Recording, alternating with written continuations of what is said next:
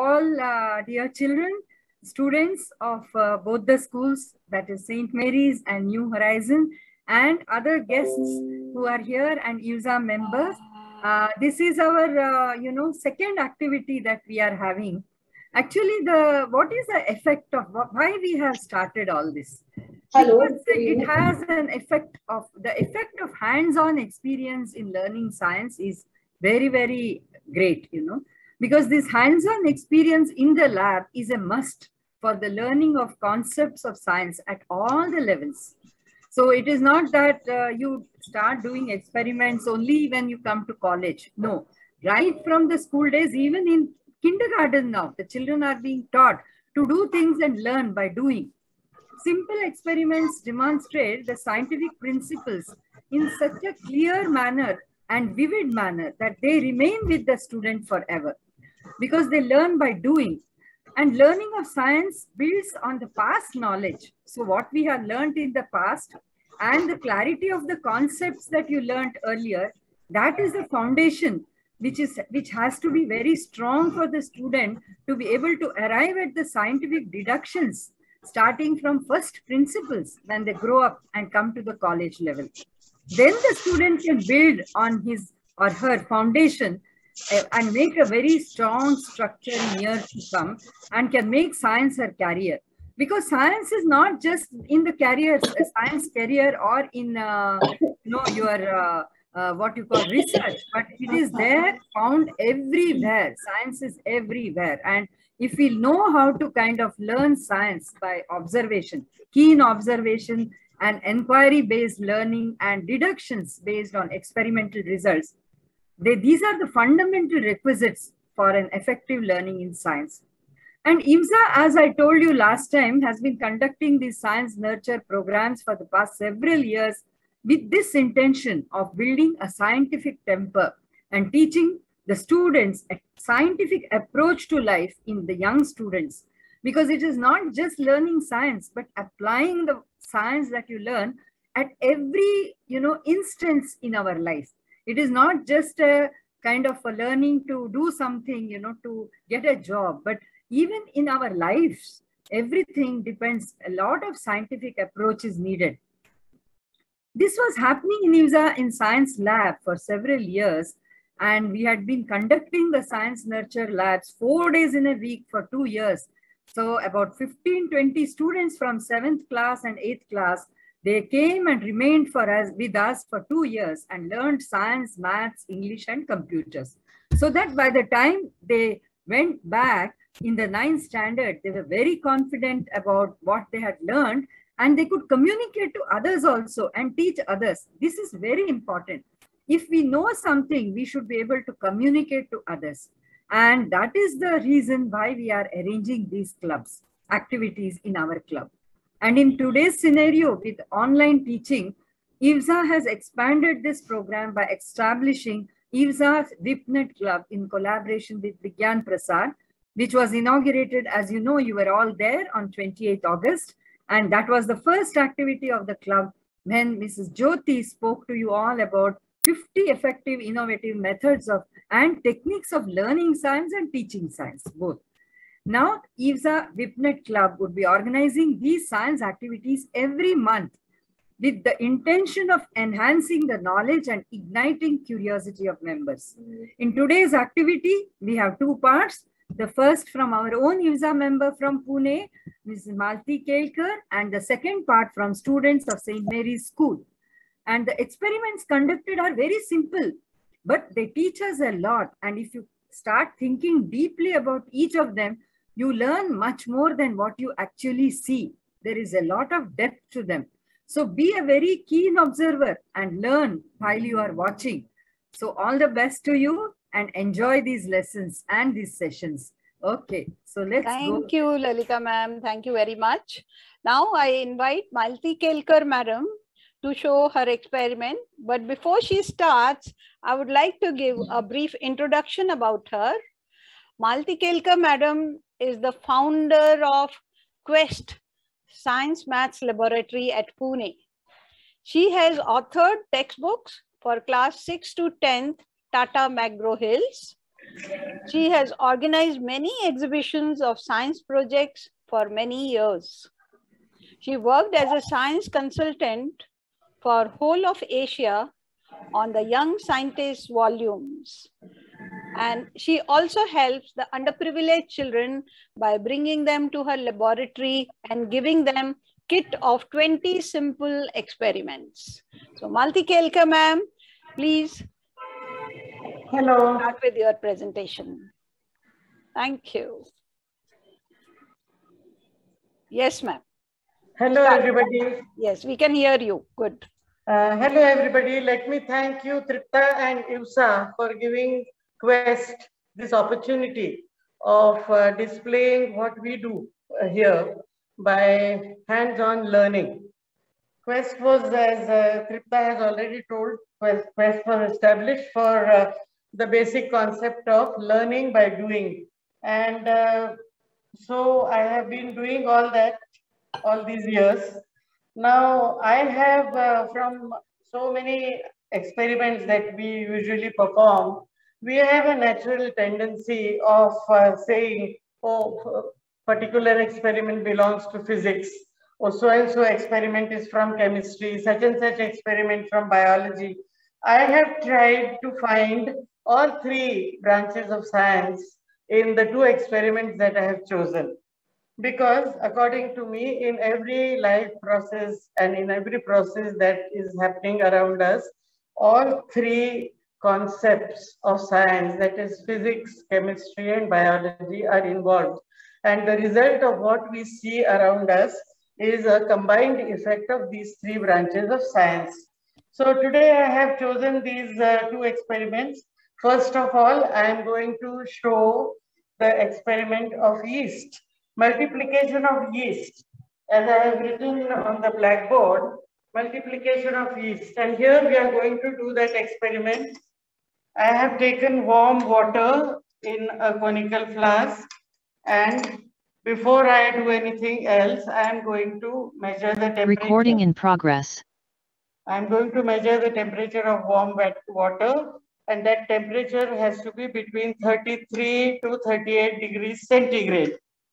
In that warm water, I have added some sugar and stirred it till the sugar dissolved. And then I have added some yeast powder. In the market, you get yeast powder as baker's yeast. So that half a teaspoonful I have added here. And now I am going to put a balloon on this. Fix a balloon. I have fixed a balloon on this conical flask. And now let us see what happens. We are going to keep it for 10 minutes. But so that we don't waste time here and wait for 10 minutes, I had already kept one conical flask with balloon fixed on it. Can you see the balloon has inflated and it is standing absolutely erect?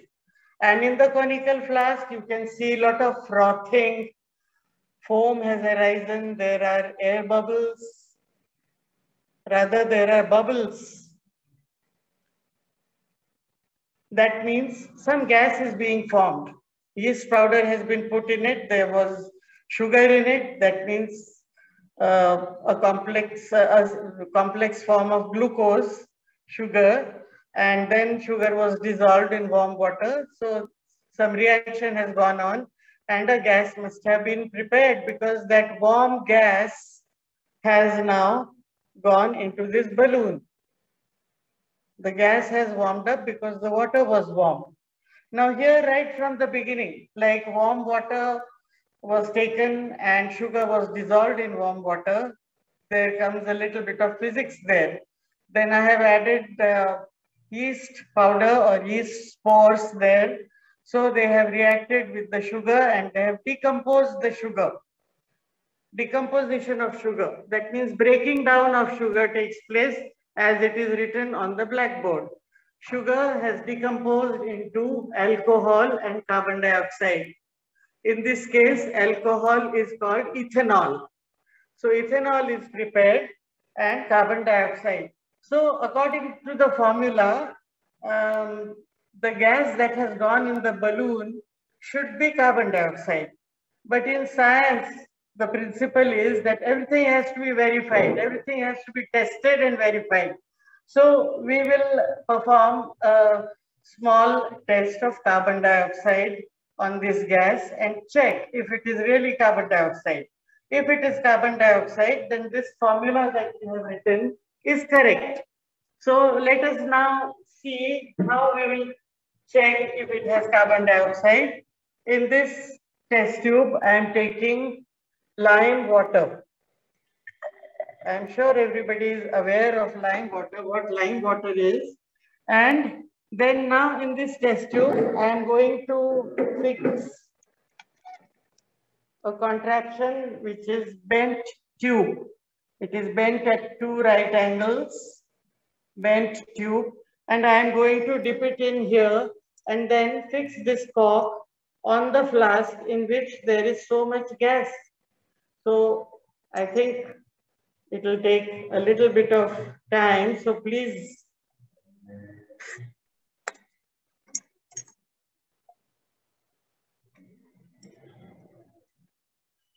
Now see, from the flask, some bubbles will start coming in here soon.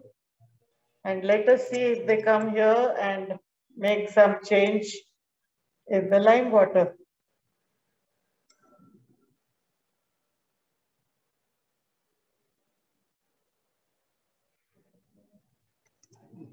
Well, let us keep it here.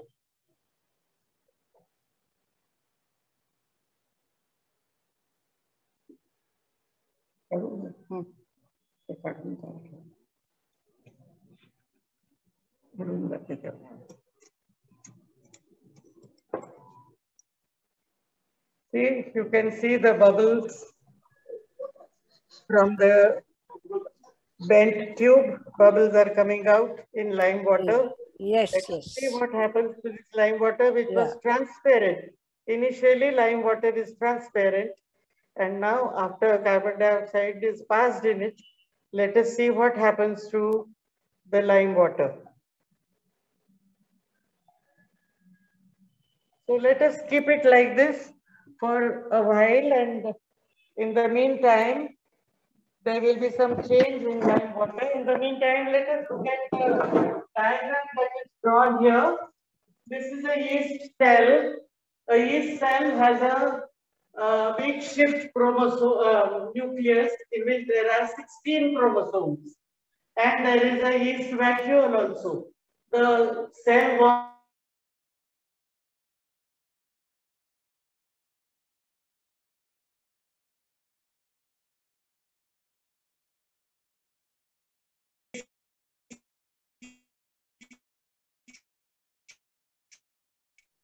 Madam, these cells start forming a baby, little baby, and slowly that baby is formed.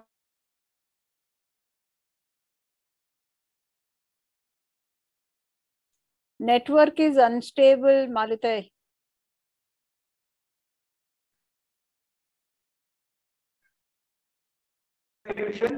That is when the yeast cell is multiplying. So we call this experiment as multiplication of yeast cells because budding is happening, and that is why in the process of budding, carbon dioxide is prepared, and that carbon dioxide is now being tested if it is really carbon dioxide. Now, as you all can see, color of lime water has turned. It has become milky, and you can still see bubbles of gas coming into the lime water. Now that proves that this gas that was produced in this process of multiplication of yeast is carbon dioxide. Now, what is the importance of this process for us, fermentation? That we have to pay attention to, because science means application. And unless any experiment or some concept in science becomes useful for us, then its importance increases. So what is the importance of this experiment? As you all know that we call this yeast as baker's yeast. That means bakers use this for making bread. So when they make the bread dough, that time they add yeast powder and a little bit of sugar and make the dough with warm water, and then they cover the dough for a few hours.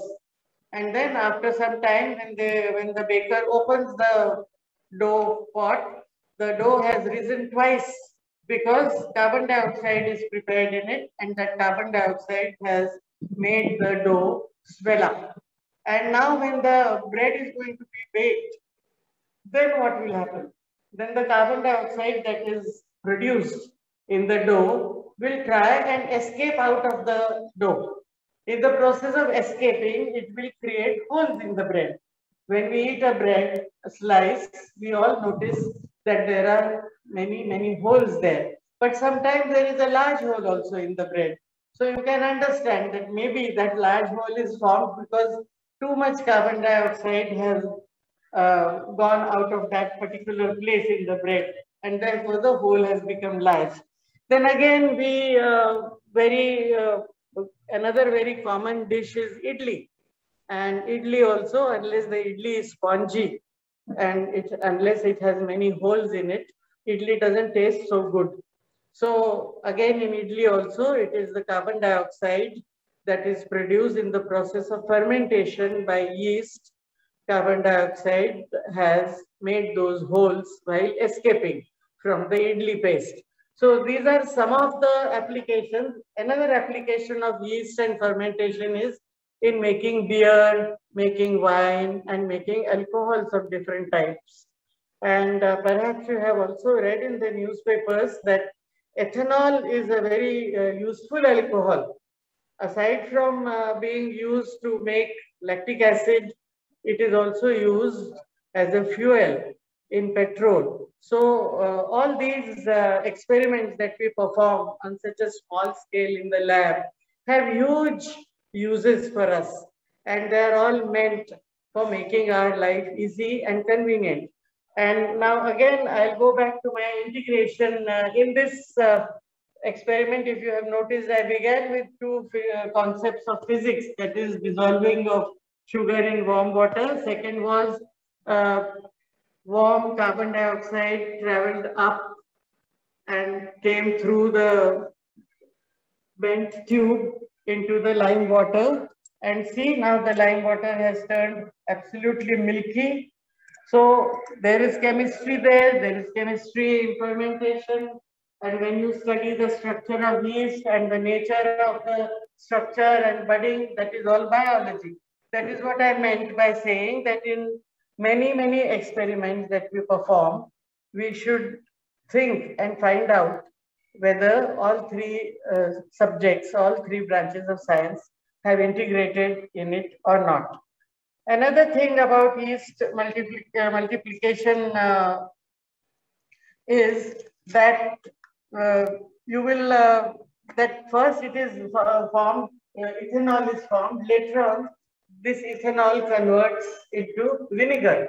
So we use vinegar also very frequently in our food, and there are different cycles, and they are known as pyruvic acid cycle and lactic acid cycle. All those cycles we are not going to do just now because they are beyond this experiments area. So today we will not do them, but these are the various uses of yeast fermentation. And this was the experiment that I wanted you to see. And this is the latest flask in which we had kept our sugar solution. It is fermenting, it is frothing. Soon it will become like what I had shown you, those red and yellow balloons that had inflated. So that means our experiment has become successful, and we should feel happy about this, the success of this experiment. Okay, bye. Soon we will show you the second experiment. Yeah, very nice. Recording stopped. Want to ask any children? If there are children, do children want to ask any question? I think we should encourage the students to ask questions, please. Yes, please ask questions.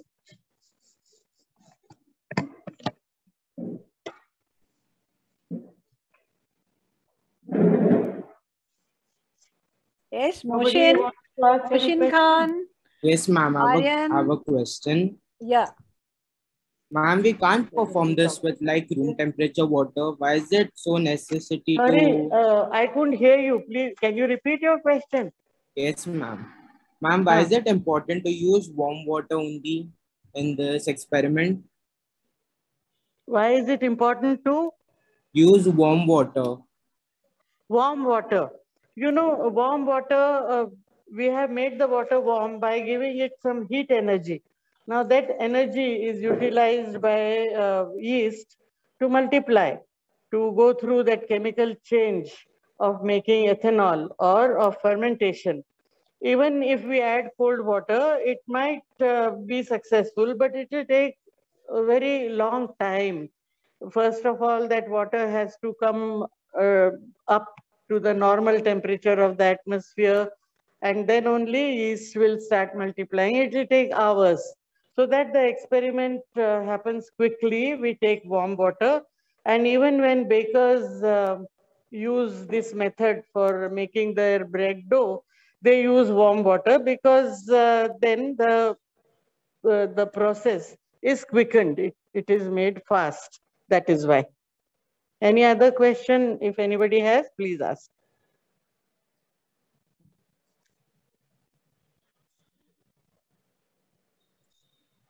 Ma'am, we can start with the second experiment. I can, okay. I'll start with the second experiment now. The second experiment is about egg. And we have kept everything ready here so that we don't spend too much time in preparing. So I will just bring all those things and start with the second experiment.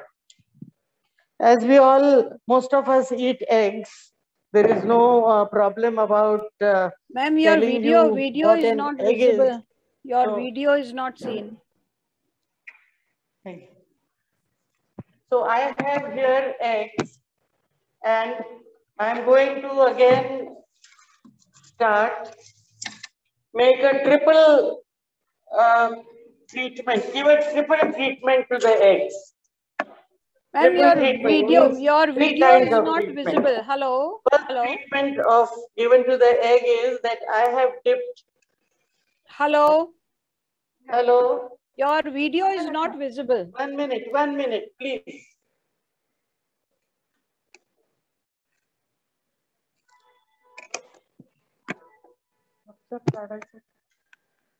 Amen.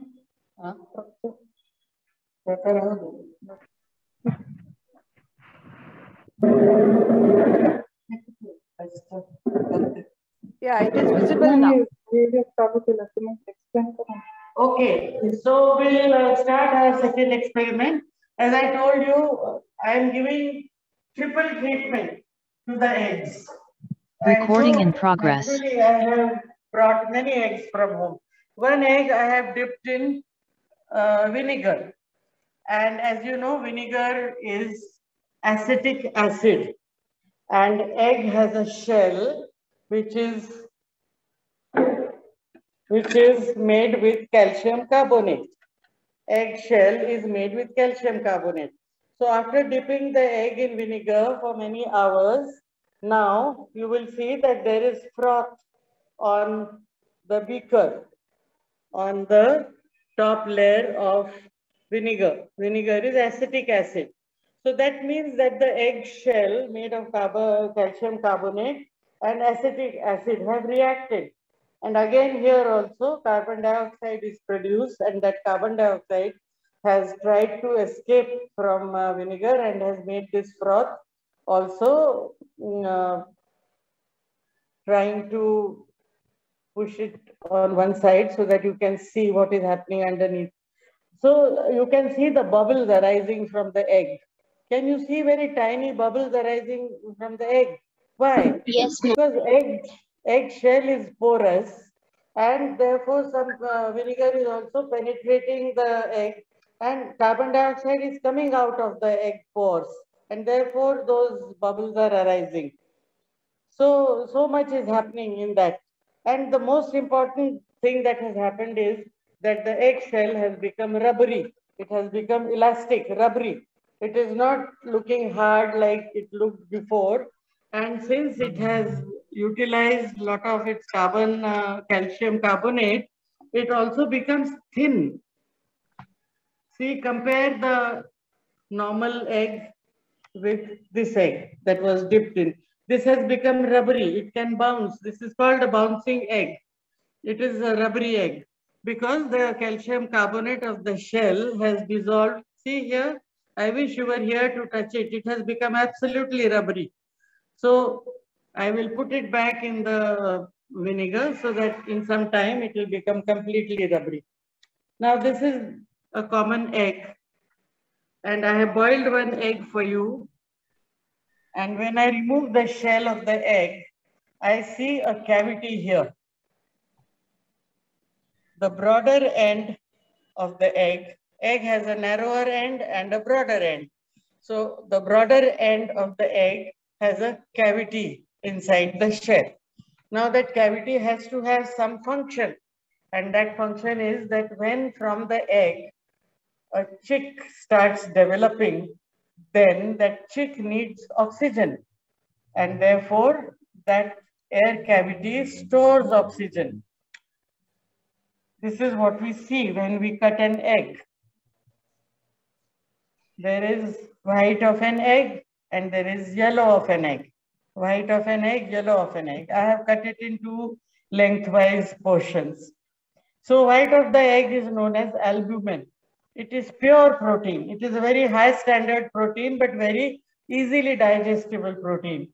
Therefore, people who are convalescing, they are given egg albumin because it can be digested easily and then they get their protein.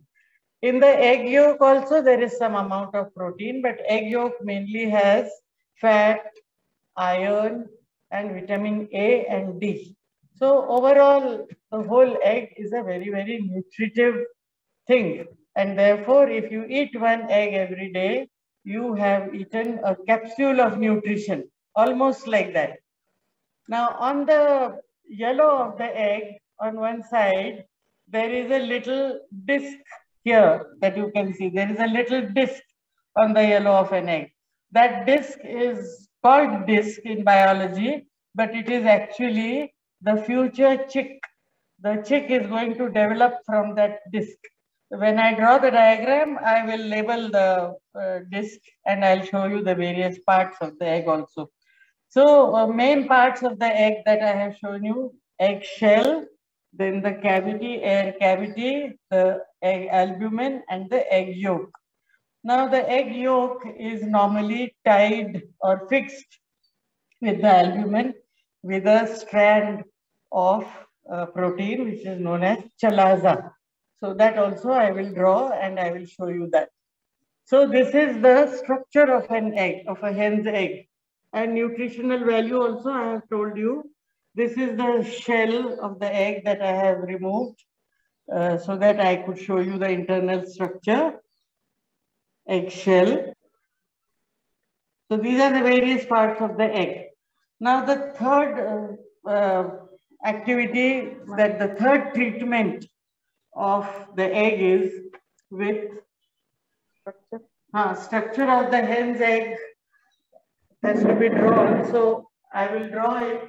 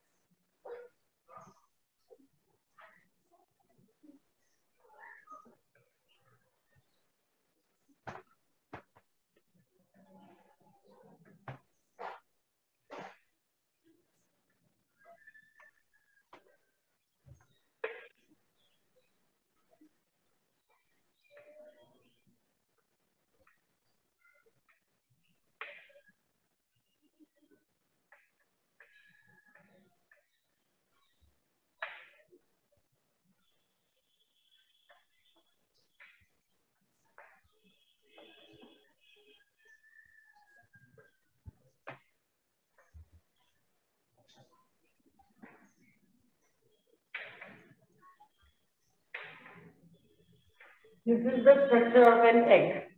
More detailed structure is not required for you. So first treatment was dipping the egg in water, in vinegar. Second treatment was boiling the egg to study the structure. That is the biology part aspect of it. Now third treatment is going to be different. We have an egg here and we have an egg here and I'm going to put this egg in water. Egg has sunk. It has sunk at the bottom of the beaker. You know, when we buy eggs, if we want to test if they are fresh or stale, we should do this test. If the eggs sink in water, that means the eggs are fresh. But here it is a different thing altogether. Now I'm going to make magic with this egg. And the magic is that this thing that sunk in water, now let us see what happens to it. Oh God, now it is not sinking in water. Now it is floating. So how have I done this magic? Can you tell me? Can anybody tell me how this magic has happened? Sometimes the egg sinks. See here, egg sinks. From temperature of water. And then I am removing the egg from water and another water I put it and no, temperature is the same. Temperature is not changed. So here it floats. So this magic you can show in some birthday party. You know, children, you can show this magic. You are making an egg, sinking egg into a floating egg. So how has that happened and what is the science behind it? Now this water in the beaker that I have used for floating the egg. Ma'am, salt water. Yes, that water is salt water. It is salt solution. Salt solution. Salt has been dissolved in this water in large quantity and therefore the egg floats in this water. Now what is the science behind it? In this case, the egg sinks because the density of egg is more than water. Therefore, it sinks. Now, by adding salt to this water and making a solution of salt, I have increased the density of water, and that density of that water must be more than the egg. Therefore, it floats. Density of salt water is more than the density of the egg. Therefore, the egg floats here. In this case, in the first case, density of egg is more than water and therefore egg sinks. So have we changed the density of the egg or we changed the density of water? Ma'am, water. Water. So ma'am, it exerted the pressure equally, so it started floating.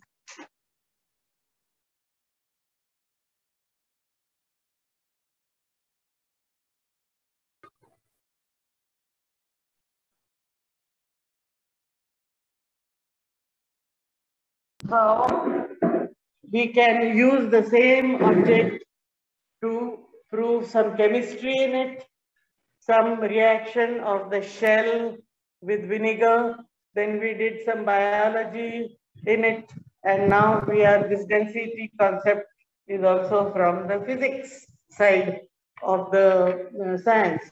So we have been able to integrate these three concepts and called it the study of a hen's egg. Study of a hen's egg, you can tell us, you can study all three branches of science into it and biochemistry and physics. So this was our second experiment and I hope there are some questions that you want to ask. Some of you might want to ask some questions. Do you want to ask questions? Then go ahead and ask. Otherwise, I will ask you questions and you will have to answer them. Ma'am, what starts the reaction between calcium carbonate and Ma'am, the shell and the vinegar. What starts the reaction? Vinegar and shell. Vinegar and shell. What starts the reaction? What Starts the reaction. starts the vinegar is an acid, and acid itself, when it reacts with calcium carbonate, there is no starter required here. It starts reacting with calcium carbonate. Eggshell has calcium carbonate in vast amount. And so here also carbon dioxide is formed. And still you can see the bubbles there. There is no starter as such. Vinegar itself Stimulates is them. strong enough to start. React. Yes? Ma'am, what makes them tend to Recording react? stopped. What makes them? Tend to react with each other. See, it is an acid and alkali reaction. Calcium carbonate is an alkali and vinegar is acid, acetic acid. So whenever we mix acid and alkali, there is a reaction. So this is what is happening here. Reaction between alkali and acid is happening. Okay? Okay. It is a chemical reaction. Yeah, it is a chemical reaction and therefore it is an irreversible reaction. Now from this rubber-like shell that we will get, we cannot make it into a hard shell again. So it is an irreversible reaction and therefore it is also a permanent change. There is a permanent change after a chemical reaction. Okay, even in this boiling egg, all this white of an egg, when it is in the albumin stage, it is slightly transparent. But now after boiling it, it has coagulated. Albumin is protein and protein coagulates on heating. So it has coagulated and there is a chemical change in it now. Now we cannot make egg albumin, transparent egg albumin from it. Nor can we make liquid egg yolk from this solidified egg yolk. So these are both examples of permanent change, chemical change, and irreversible change. Whereas in this case, it is not a permanent change. It is only it is not in fact a change at all. There is no change in the egg. Egg is not changed. Only the medium is changed. See, the egg is the same. It is sinking still and we are only putting it in salt water. So there is no change here. Neither physical change nor chemical change. Okay. So these are the important things that you should learn from this experiment. We also, I think, show them the membrane. Also, we use this experiment after the shell dissolves from the egg. You can see the membrane out there. Yes, Little fine membrane, which we show them in class. And here. Now that the shell has dissolved, what you can see is a membrane here. This is all the membrane. It's very, very delicate. If I puncture it, the albumin will start coming out. The rest of the thing is, see, it is rubbery, bouncy. The animal cell membrane when we want to show them. Actually, thank you, ma'am, for saying it, because I must tell the children that every egg is one cell. It is a cell. And inside the egg shell of calcium carbonate, there is a cell membrane, which I showed you. Then inside the cell membrane, there is cytoplasm, that is albumin and yolk. And on the yolk, that disc, which I have labeled there in the diagram, is the nucleus. So one egg is one cell. So if one egg is one cell, it is a very large cell. Normally we study that cell has to be seen under the microscope.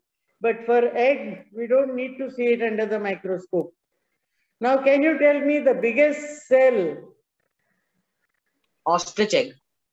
Very good. Very intelligent children, ma'am. Ostrich egg, because ostrich egg is supposed to have a big diameter of around 6 feet. I don't know if that is the truth, but I have read it somewhere. but ostrich egg is the biggest cell. Quite right. That So, question they are asking, why doesn't the yolk and albumin mix? why doesn't the yolk and albumin mix? Because outside the yolk, there is a thin membrane and which protects the yolk from coming into the albumin, firstly. Secondly, albumin is very temperature sensitive. It starts coagulating very quickly. Even if you hold a broken egg in a little crucible and put that crucible on steam, that albumin will start coagulating quickly. Whereas yolk takes a longer time to coagulate, to become solidified. Therefore, first albumin becomes solidified, and so yolk cannot now mix with that solid, even if it is in a liquid state. Very good question. I am happy that you are asking questions. What changes takes place in a stale egg which makes it float? A stale egg means that the egg, contents of an egg, have putrefied, they have deteriorated. Putrefaction means that they are not fresh anymore and they have gone through some chemical change because of the constant penetration of air inside it. And when they go through that chemical change and they are putrefied, they make different kinds of gases. And if you ever boil a stale egg and open it, you will find some very strong pungent smell, something like sulfur dioxide, smell of sulfur dioxide. And surely there is sulfur dioxide formed in a old stale egg. And because so many gases are formed inside the egg because of decomposition of the albumin and yolk, the egg becomes light in weight. And therefore, as I told you in the initial stages, that when you want to test the freshness of eggs, you should dip them in water because there is no gas there inside, the eggs sink to the bottom. But once they start becoming stale, different kinds of these 2-3 gases start formation inside the egg. And so the egg becomes light because the albumin starts getting exhausted by the chemical decomposition. And so the egg becomes light and therefore it doesn't sink in water anymore. Ma'am, we see that the yolk is there and this prevents it from getting mixed with the albumin. So how do the nutrients inside the yolk get utilized for making the chick which comes out of the egg?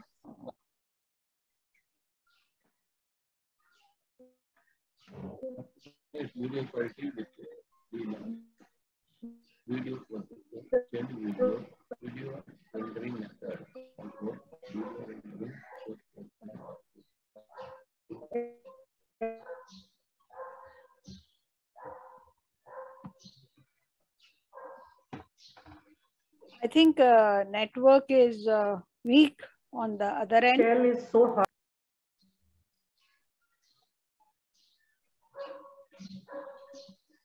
Shell. And through those pores, air gets in. And once air starts reaching to the albumin, then the process of decomposition begins and they become stale. The eggs become stale. Thank you, ma'am. Kelka ma'am, may we, any more questions? Yes. Otherwise, we'll start with the next experiment prepared by the chick. Yeah. Okay, then. How does the nutrients in the yolk get utilized for making the baby chick? And ma'am, when we see the out of the coming, when it comes out, the albumin isn't present there, and only the egg cover is there. Yeah, because when in the process of growing, the albumin is used and the yolk is used, and there are not only vitamins there are also enzymes which help utilization of the food. Just as in our case, when we were babies in our mother's womb, we utilized nutrition that our mother ate and she sent it to us through the placenta and through the umbilical cord. Here there is no placenta and umbilical cord, but on the disc itself starts dividing. The disc is a nucleus and it starts dividing. And as soon as the cell, the disc starts dividing, more cells are formed and they start forming the chick, and they need nutrition. And as I already told you, the albumin is very rich in protein and it is very easily digestible. So the chick can make use of albumin, and therefore it grows inside the egg and comes out by breaking the eggshell itself with its beak. It breaks the eggshell itself with its beak and walks out of the egg. That is how it gets its nutrition. Any other? Thank you, ma'am. Ma'am, since egg is an animal cell, ma'am, do it contain other cell organelles like Golgi apparatus, endoplasmic reticulum and all? No, it doesn't contain all these things. Golgi bodies and mitochondria, all these things are not present there. And if at all they are present there, they are not seen with naked eyes. Okay. Yes, ma'am. Yes. Any more questions? Yes, miss. Yeah. Now this Yes, will be the why- last question. Huh? Then we will go for your experiment. Yes. So shall we Why does stop the- here? Shall we stop here? Yeah, one more question the child is asking, ma'am. Okay, go ahead. Why does the air cavity come? Why does the air cavity come? It is going to need a lot of air when it develops. It needs air for breathing. So in the air cavity, air is stored. It is stored. And also for respiration, it stores oxygen. It also stores carbon dioxide, and exchange of gases, exchange of oxygen and carbon dioxide takes place through this air cavity. That is why it is there. Okay, miss.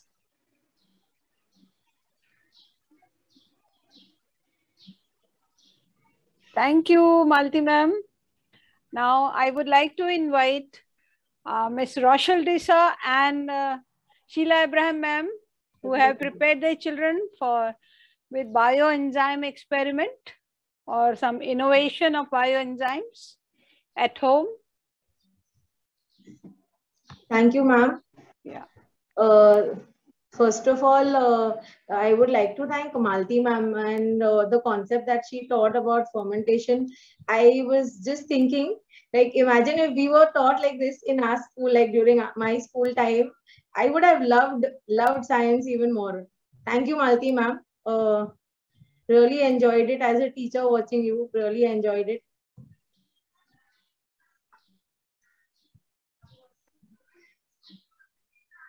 Ma'am, so can I start? Yes, please start. Okay, so good afternoon to everybody.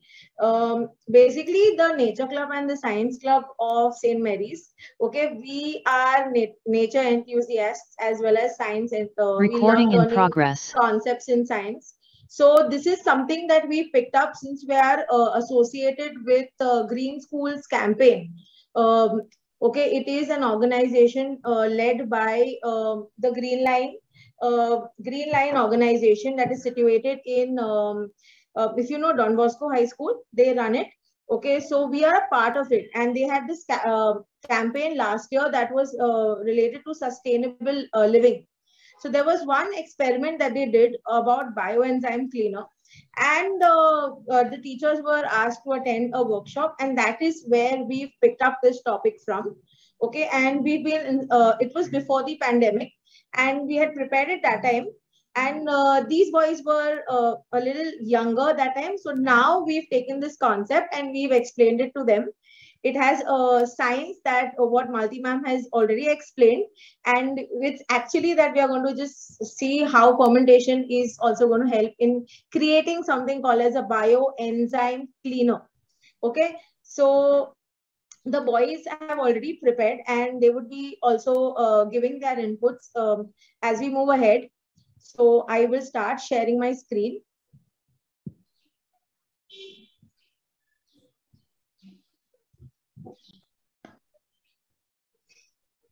Okay. Just a little question answer session here. I would want all of you to participate. Okay. What do you see on the screen? Okay, this is for all the boys that are present here. What do you actually see on the screen? There might be many answers to this one slide that is put up. So feel free to speak. Ma'am, there is a dead fish in the marine ecosystem. Okay, any other answer? Any other answer? Ma'am, we can also see the coral reefs beside it. Okay, coral reefs. Okay, so if I concentrate on the fish, okay, and I say it's a dead fish, can you guess the reason for its death? Or is it just death? Can you guess the reason for its death? Ma'am, it could be because of toxic waste. Toxic waste. Anything else? Only toxic waste? Natural death? Ma'am, yes, ma'am. Anything else other than natural death, toxic waste, anything else? Ma'am, because of eutrophication in that water. Okay. You said that. Someone said toxic waste. So where does this toxic waste come from? Where does this toxic waste come from? How does it reach the aquatic ecosystem? Ma'am, through drainage system. Okay, drainage system. But don't you know that there is something called as a water treatment plant? So how has it killed the fish? Come on. Someone is unmuted.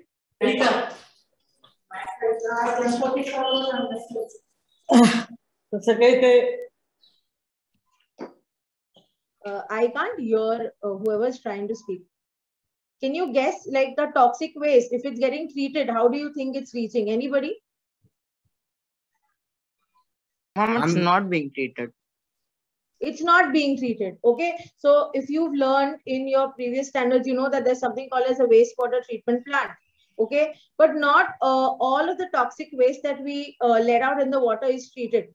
Now let's concentrate on that toxic waste. Tell me, from where does this toxic waste come from? What are the sources of toxic waste? Can you guess the reason? From the factories. They release toxic waste like lead and mercury. Only factories? Only factories, Aditya? Only it can come from our houses also. From your houses. Okay, from where in your house, where do you use toxic substances? You two are living we are all living, we feel we're living a toxic free life. How many of you feel we're living a toxic free life?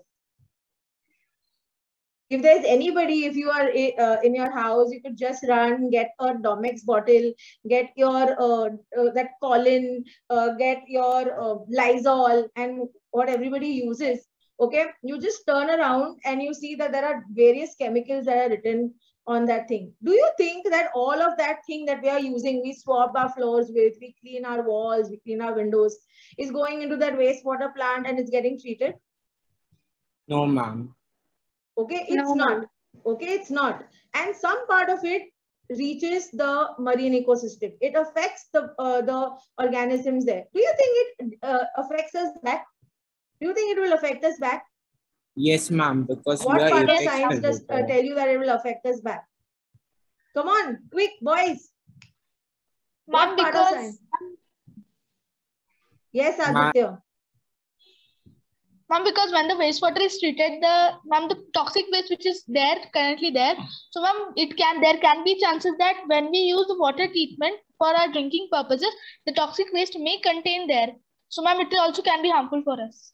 Okay, that is one reason. How many of us consume fish? How many of us are fish lovers? How many of us are fish lovers? So do you all agree that right now they're talking about microplastics being into the belly of the fish?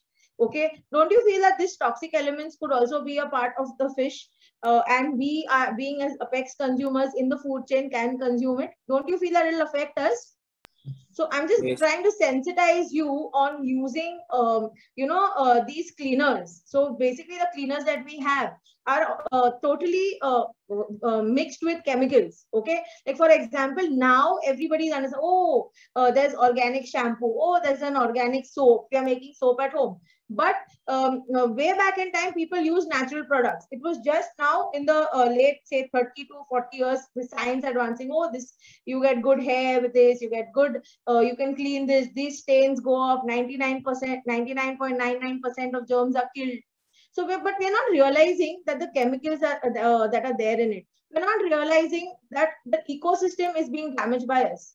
Okay, we as school students, we as teachers, okay, we cannot say, we cannot bring in a big movement at least, okay, we can try, okay, but if all of us come together and we just make small changes in our day-to-day life, okay, we could bring a change. We could see that we are making the world a better place little at a time, okay. So for that, okay, we know that cleaning products are abundantly packed with chemicals, okay, like phosphorus, nitrogen, ammonia, okay. Then there's we use bleach at home to clean our toilets. Imagine all that's going into the drain. Part of it is getting treated, I'm not saying, but part of it is not, okay. So how do we get rid of it? What is an option? Okay, so I just spoke about cleaners. We can see that there are a lot of chemicals inside it. If you have a packet, you can read it for yourself, okay. So what exactly can we do?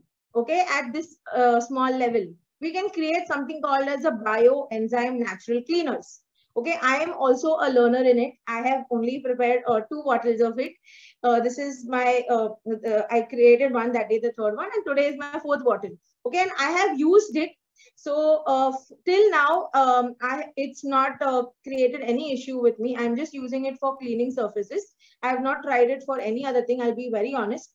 But I have read about it and people are using it. There are also companies that have started producing it. Okay, but let's see how we can do it at our own level, at our own homes. Okay, so why is it called a magic, a magic that can decontaminate the environment? What is in that? What is that bioenzyme? Anybody who can break the word bioenzyme and just tell me the meaning of an enzyme? Anybody? Enzyme. What is an enzyme? Enzyme is a protein or a chemical that breaks something. That breaks down something, right? Do you think that that enzyme, like basically when it breaks down, it's literally like helping the process, helping a certain process? Yes, sir. Yes. Okay. Does it accelerate any process? Have you heard that enzymes accelerate chemical reactions? You must have studied it. Okay. Yes, Let's see this in depth. Okay.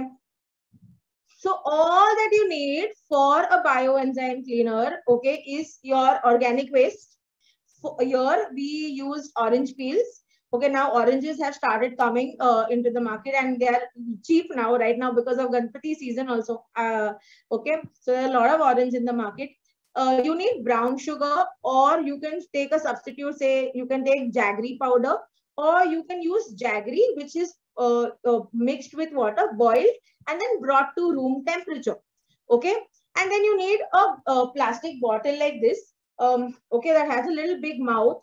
Try and use a bottle that that you're going to keep it for a cleaning purpose only. You cannot reuse this bottle for drinking purpose. Okay, later. So all you need is this. Now let's understand the science behind it. Okay, the first process in it is fermentation. I don't think I need to even show this video. I had the same experiment what Malti ma'am actually prepared, and I was very happy that that whole topic ma'am covered up. So I hope you know what exactly fermentation is. So if I have to ask you, what do you think is required for a basic fermentation? Who can answer that? What do you think is required for basic fermentation? Warm water. Warm water, okay. Yeast, sugar, and carbohydrates. Okay, if I don't want to use yeast, if I don't want to use yeast, I'll just stop sharing. If I don't plan to use yeast, I'm only going to say I'm going to use my orange peels, I'm going to use my brown sugar, and water. I don't want to use yeast. Then how do you think the fermentation happens? Think. Ma'am, there is yeast naturally present on the peel of orange fruit. On orange? Only on orange? No, ma'am.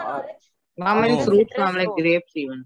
Grape peel. How many of you know about fermentation? Ma'am said that fermentation is a process widely used in making alcohol, okay, in wine production. Now, how do you think if they use a batch of yeast, okay, for starter? But if I don't plan to use, when you make wine at our house level, we don't use yeast, okay? If we have the patience, you can continue without yeast. But how do you think, where is that yeast? Where do you think is that yeast? Come on, think. I would have shown you that picture, but I have not downloaded that picture. If you've seen grapes, have you seen a white layer on the grapes? And then your mummy tells you, wash the grapes, huh? Wash the grapes. Yes, ma'am. Okay. So you've seen that white layer on fruits, okay, on citrus fruits, okay. And this yeast, no, has a very good relationship with citrus fruits. They are present on the outer layer.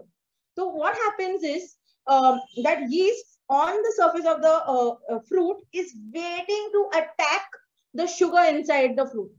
Okay, it waits when the bee comes and eats, and he intrudes the surface, and the yeast can, you know, then feed upon the sugars inside.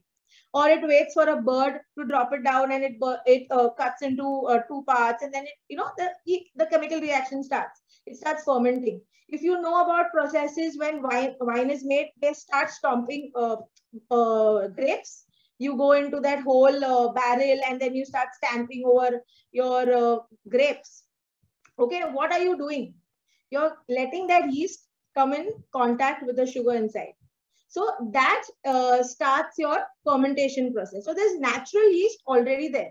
Okay, but it's going to take a lot of time. You've seen what Malti ma'am also said. When you added that yeast from that packet that ma'am used, she used hot water. So for it to get accelerated, okay, for it to for fermentation to take place faster. If you don't want to use in a bioenzyme cleaner, you want it, you don't want to use yeast, you can do it naturally with your orange peels. Why? Because the surface already has natural yeast present. Okay, that is going to basically help in the fermentation process when this comes in contact with your sugar and your water. Okay, otherwise you can always add yeast. I hope the process of fermentation, that concept is understood, how this yeast present on this sugar and on this orange and is going to react with the sugar. I hope this is understood with all the boys. The concept is understood. Yeah. Okay. Now, the next concept is,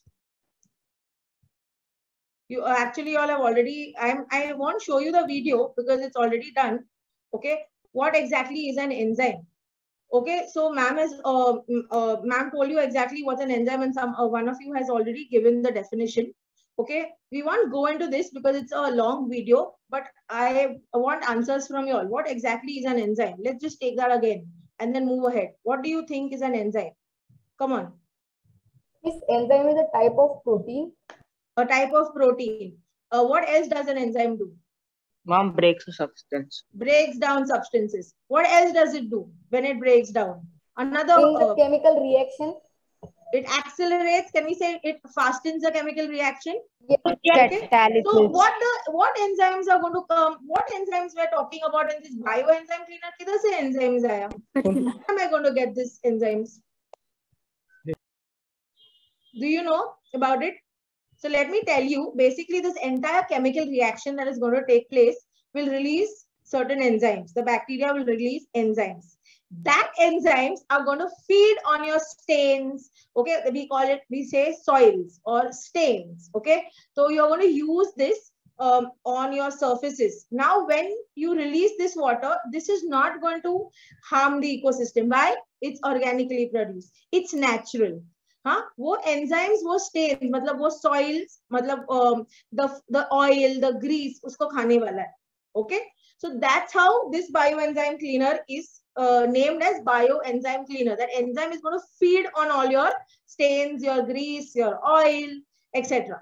Is this clear? As well as it's going to break your orange peels, it's going to break your organic product into smaller parts. Is this concept understood? Is the science behind bioenzyme cleaner understood, boys? Two yes, processes, fermentation and enzymatic reaction. Okay, so now let's go into making it. It's real fun. Okay, you will, if how many of you love citrus fruits, you can, if you don't get orange, you can use lime, sweet lime. You can use pineapple peels. You can even use carrot peels. Okay, but I have used orange. I love the fruit orange. It's my choice. Similarly, what you like, you could substitute it with. Okay, I hope I'm pinned. You all could pin me and see me. Okay, so the first thing is you use one type of measuring container. I've used these small bowls. Okay, the ratio is 1:3:10. Now I'll tell you what is 1, what is 3 parts, and what are 10 parts. 1 part is of the sugar that you're going to use. I am going to use jaggery powder. Okay, I have used something called as organic jaggery powder. I got it available at the market. It's just priced at 40. I'm telling you the price for a certain reason. Okay, why I'm using it. And I've only used 1 bowl of it. Okay. Now this same bowl, I took another bowl, 3 bowls. Okay. Can you see? 3 bowls of orange peels. So this was 1 part of sugar. The same bowls, 3 parts of orange peels. Okay. Now the same bowl I use, and just a second, I use 10 parts of water. I'm not going to turn this. I'm going to be careful. Okay, 10 parts of water, and I've kept it into my vessel. Now what do we do? How do we start? Okay, I'm in no hurry. This entire process takes 3 months, 90 days. If you use yeast, it will get over in 30 days. Say a little more over 30, that's 40 days. Your bioenzyme cleaner will be already made. It will start looking something like this. This is already made. I will show you this later. So first, what do you do is take a bottle. Okay, you do use a plate below. Okay, first in, I will put my sugar and my water. Okay, I'll put my sugar and the water.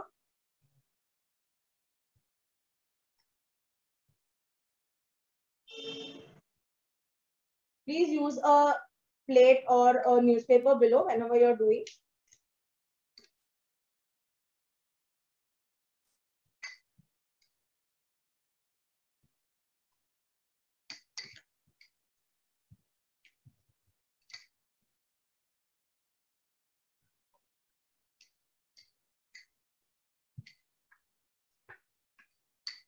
Okay, my sugar has gone in.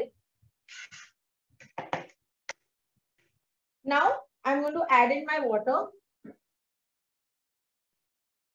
Or we could add the water later. That's not a problem. I need to show you the peels entering in. So 1 part of sugar has gone in.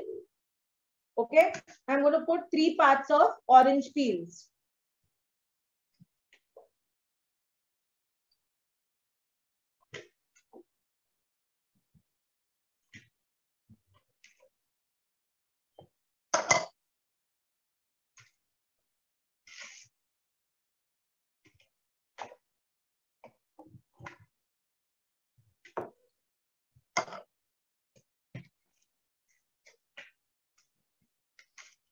This bioenzyme thing was invented by Dr. Rosukun. She basically is a doctor from Thailand. Okay, so she had stated this process, and now there are many people who, they've taken it on a different level, and they are trying on with different organic waste. Okay, so that's my orange peels that have gone in. So you see 1 part of sugar and 3 parts of orange peel. Okay, I'm going to add in the water.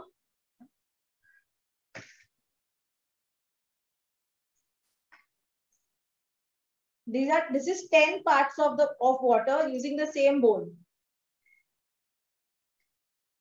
And that's it, my bioenzyme cleaner. Yes, Amartya. Yes, I've heard about it. Okay, I need to do a little more reading about it. Okay, so this is my bioenzyme cleaner without adding yeast. I don't have yeast at my place, so I am not using it.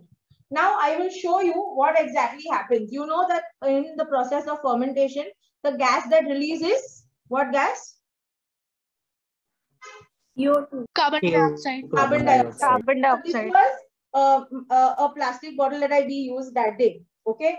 And as soon as I open it, there's a small, there's this fizz, sound that you can get. Okay. So you have to make sure, okay, this CO2 gas is going to collect into your container. So you have to be very sure that from today, say tomorrow, around the same time, I have to open this cap once or twice a day. Once or twice a day. At least for 15 days from today, I have to keep opening it once or twice. Okay, because there's going to be a lot of gas buildup. Post 15 days, then it can be once a day. If I show you my bottle, okay, if I show you this, there's no yeast added. This today is, I think, the 6th day from when I've made it. Now hardly there is any gas that is getting formed. Now only. But I don't take a chance because I'll give you an example. When we made it, one of our students, he started playing with the bottle. There was immense, too much of gas buildup. He kept it there and he's gone out of the house. His mom messages me, ma'am, the bottle has burst open and everything around it is gone into the kitchen. So I explained it to her why it was important for him to open the cap. And why do you think I'm using only a plastic bottle, boys? Why am I not using a glass bottle? I can use a glass bottle or a big glass jar. Why am I not using that? Ma'am, if it explodes, then the glass would get... Okay, so simple reason that we don't want to be hurt. We don't want to damage anything in and around. We don't want any... Yes, excessive pressure. It may break due to excessive pressure. Thank you, Amartya. So these are the precautions that you take. Now you will say, ma'am, I have yeast. So you add a spoonful of yeast. Okay, you continue with the same process. 15 days you open it twice, post 15 days once, and you will understand that after some time, okay, this orange peels will start degrading, okay, and it will become a little mushy and pulpy, and it starts settling down. And even when you open it, you will get a citrus smell, okay, citrus smell, and you will also see that there's no gas formation, okay. So if you use yeast, 40 days you give it, and if you don't use yeast, give it 90 days. Your bioenzyme cleaner is then ready. Now, how do you use it? You strain it, okay, and use it as a concentrate. How हम लोग जब Lysol use करते हैं, when we use Domex, we take only a cap full of it and then we dilute it. We mix it with water. The same thing. Okay, now I've used 40 rupees packet of this, which is going to last me, I don't know till when. I've used 20 rupees. I got 3 oranges. I used that. I have used the old bottle. Don't you feel that this will at least last me, this cleaner, after 3 months, okay, can last me for another 3 months? Don't you feel it's economical as compared to the cleaners that are available in the market? And a lot of people are making a lot of money on organic cleaners, children. This is a business now. It's like simple things. See, most of us get achar papads from the market. But if you start making it at home, you come to know that you save a lot of money. So this is just one way, one step closer to living a sustainable life. Okay. It's just that you need to decide whether you want to make it. Now let's go. I need to show you something also. Certain pointers where you need to be careful. Okay. So what happens is after the chemical reaction, the bacteria mixes with your organic waste. Okay. It releases enzymes. The enzymes, it feeds and breaks down the fat and oil molecules, and the bacteria consumes your waste. Your waste as in your, it will eat up your stains, your oil, your grease. Okay. And that's how you get a clean product. Okay. And the end product is natural. It's safe for the environment. Therefore, we took it up in the nature club. We understood its science in the science club. Okay. We move ahead. I have already shown you all this. So remember that whenever you use your ingredients, use the same measuring vessel.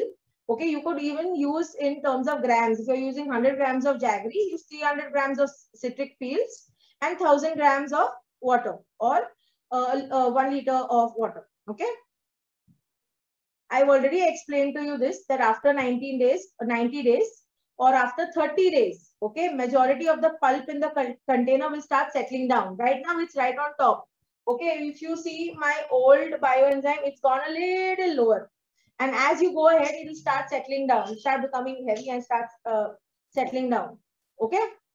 When there is no gas formation, okay, you will notice that your bioenzyme is almost completely fermented. The process is over, fermentation is over, and your bioenzyme is ready now to be used. Okay, remember, though it has a fruity smell, it cannot be consumed. It cannot be consumed. If it is consumed, it can have harmful effects on your health. So be very careful. Okay, boys. Now, where do you use it elsewhere? So you could use it as a cleaner. You use 1 cap and 10 parts of water to clean your tiles, your bathroom, your stoves, your kitchen sink, your glass window. If you want to use it as a floor cleaner, you put 1/4 to half a cup of it and use half cup of it and a half bucket of water. Okay. If you want to use it to wash fruits, vegetables, and cars, okay, then 1:20 parts. So you can see that the concentration level keeps on decreasing and the amount of water keeps on increasing. Okay. Cleaning utensils and then for your plants. Okay. Also this smell, will keep away your pests. Okay. And your plants won't get attacked if you can use it. 1:100 parts. So very little. Very little. That smell just drives away the insects. Okay. So these are the things. Then you say, Miss, what about the pulp that is remained? What do I do of it? If any of you are practicing home composting, if there's anybody who does home composting, you can add it into your compost bin. Or you can always add it to your soil. Okay. That too would help give nutrition to the plants. That is also a part of it. So no part of this bioenzyme cleaner is going to get wasted. It's always going to be useful to you. Only that we have to just take that step and just try and experiment. It was sure experiment. I said, like, let's start, let's have it. And then backed up with Sheila ma'am, we had it. And I can see that most of our boys are already doing it. If I stop speaking, I'll stop speaking right now. I'll ask them to show their bottles. So you can see Mossy in here, he's taken a big plastic jar. Please show your bottles. Yeah, you can see them show their bottles which they have made. Yeah. So the color also depends on the sugar that you use. Okay, you use jaggery mixed with water, boil it, get it to normal temperature, or you use jaggery powder as I have used, or you use brown sugar. You cannot use the normal white sugar for this experiment. Okay. Please make sure that you only use a plastic bottle. So the last thing that I want to say while I end this bioenzyme cleaner thing is that if you know about it, I might be wrong at certain steps in giving you information. Okay, please read about it. And once you are thorough with your knowledge, please pass on this information. It is a step for us to protect our nature. It's in our hands. And these little changes can take us way ahead.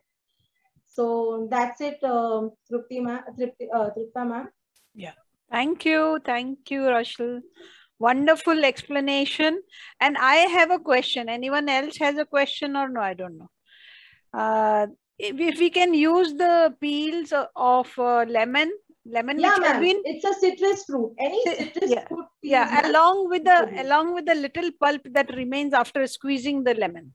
Yep. Yes, ma'am. The pulp is also, so if you see, these oranges, the green oranges, you can peel it very easily. But if you get those maltas and the tangerines, the orange colored oranges, okay, that you see that the pulp sticks to it. There's that membrane and that pulp that sticks. So that too will help so if you see, will not hinder the fermentation process, no?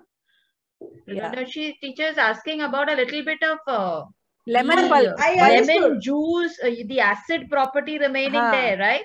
Yeah, I don't think, so it, ma'am, a little of it, but mostly just the peels. Just the peels. I think it should be just the peels. Because it's mostly the peels that we try to throw out, no, ma'am. So we're trying to use that. So we have to use only citrus fruit peels, is it? Banana peels and all that we can't use? No, ma'am. Only more of citrus fruits. Okay. Okay, students have any question? New Please Horizon children? Feel free to try it at home. Yes. It doesn't, it's not that very difficult. simple, nice. It's very simple. Yeah. And And most teacher of Rochelle us, was telling, through yeah. our appeals, ma'am, it's like one action, like we Recording eat our foods stopped. and we just throw it out. So a simple action like this can always, you know, something that could help us. Yeah. Christy Joy, teacher from New Horizon School. Would you like to have some comments? Somebody is asking why we cannot use white sugar. Ma'am, I think it's the process. I need to get an answer for that, ma'am. I'm not very sure about it. But I will get back to this and I'll send in the answer with Sheila, ma'am. Is it because the white sugar is bleached and all, you know? It's polished, ma'am. It can also be the process. Sulfur is used. It is processed. And part. That's my answer, but I am not very. Yeah, yeah. I think it is. I think it is because of that, because you are talking about organic material. So when you start using white bleached sugar, definitely a lot of other material does get into the sugar. Yeah, yeah. Yes. And when brown sugar or jaggery is used, it will supply some bacteria and enzymes also for the fermentation. Yes, organically. Yes, definitely. Yeah. So any more questions from students? New Horizon School children and teacher, Christy Joy? No, ma'am, no questions. No questions. Okay. So we come to the end of the session today. And next time, I hope. Ma'am, 1 minute. Yes. 1 minute. Yeah. I'm so sorry to disturb you. We take your lessons very seriously, and our little fellows are so motivated by everything that is done over here. We have Master Mohsin Khan, who, based on last lecture, he did prepare a chart and he was so excited. I think we must see his chart. He wants to show the chart. Please show. Please show. Yeah. I think, nice. He told us. Yeah. Very good. Very good. Very nice. Very nice. Acha, homogeneous and heterogeneous. Very good. Yeah. So it's not about only, I always tell them, it's about learning and carrying over this learning to not only themselves, but also others. Let's make science and let science make this world a better place. That's one of the most underlining principles of science. Yes. Good. Yes. Very good. Yeah. Good, Mohsin. Carry on. Yes. Well done. Thank you so much. Yeah, thank you. So we come to the end of the session today. And Tripta, we can request, I think, New Horizons to give their inputs next month, you know. Yeah. We have fixed every second Tuesday of the month, 3 p.m. as our meeting of the Science, VIPNet Science Club. So I think we would be very happy and we would welcome New Horizons to come up with some project or some experiment like this. With some yes, ma'am. Sure. Yes. Okay. Yes, great. So next time, we'll have New Horizons. Thank you, Mohsin. Thank you, Mohsin. So thank you, ma'am. Now I give official vote of thanks on behalf of Indian Women Scientist Association and IFSA VIPNet Club members. And first of all, thank to a presenter of experiments, Malti Kelkar ma'am, and Rochelle, teacher, science teacher, and Sheila Abraham, teacher, and principals of both the schools, St. Mary's School principal and New Horizon School principal, who have given green signal to their students to join this club. So I thank all the participants who have helped directly or indirectly to make this program a success. Thank you very much. And I thank Rajshri, Winnie Madam, and all the people who have helped in this, Suparna, and all the people who have helped in making this program a success. Okay.